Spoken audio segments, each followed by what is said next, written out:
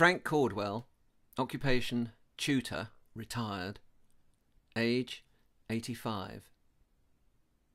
A matter of time. Frank Cordwell has been dying for years, for so long in fact that he can scarcely recall a time when he wasn't. He's left with only the dimmest memories of the greater part of the first 70 or so years of his life, all those years when it made sense to think and talk in terms of a future. All those years when he was more or less vigorous and had his shot at the usual lavish fragment of happiness. But although he knows it must have been true, he can't really feel it. Not that he's complaining. Well, not much anyway. Just waiting for the end, waiting to slip away when no one's looking. He's not in any real pain, just so tired.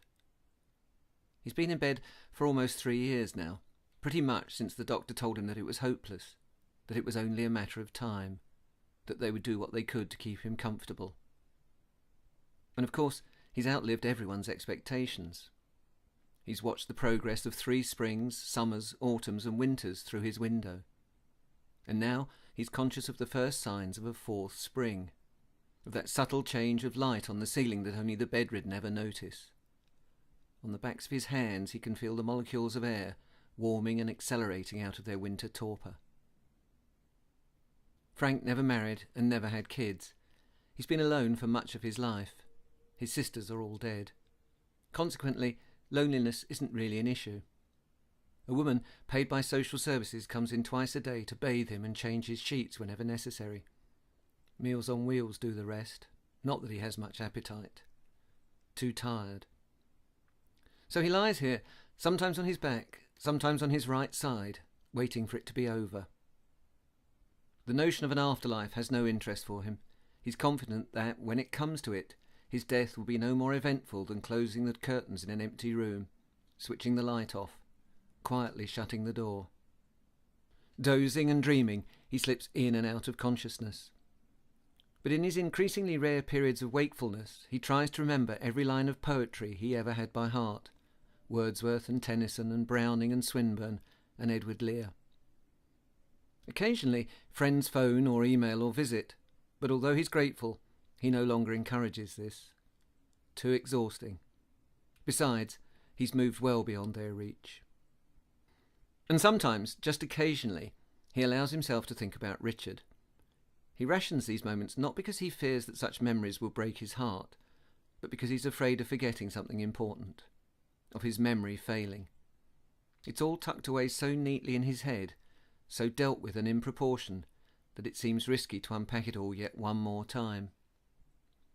Supposing he were to take all these memories to pieces, only to discover that he couldn't put them back together again. That would be the worst kind of calamity he can imagine. Richard was exceptionally tall. Frank can remember exactly how far he had to tilt his head back to look into his eyes. He was skeletally thin. Long, elegant feet, knobbly knees, sharp hips, sunken collarbones, the cheekbones of a medieval martyr.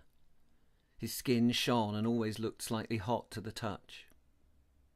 Frank was never much given to romantic exaggeration, but the moment he set eyes on him he knew that Richard was the most beautiful thing he had ever seen, or would ever see. He's never had any reason to revise that judgment.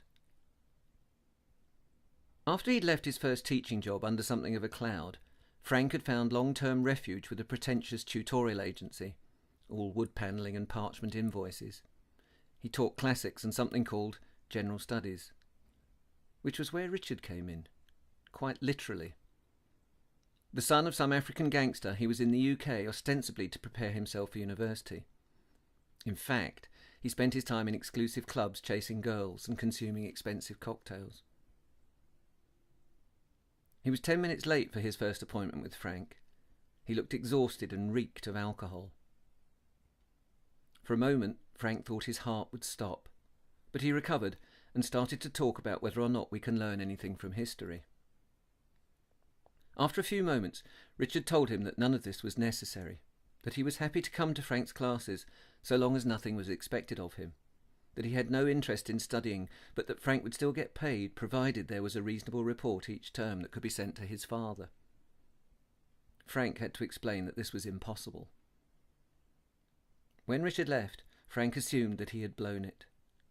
But Richard was back the next week and the week after that for 2 full terms, before he returned to Africa, disappearing forever. And he was never late again. Frank used to wonder why he bothered turning up.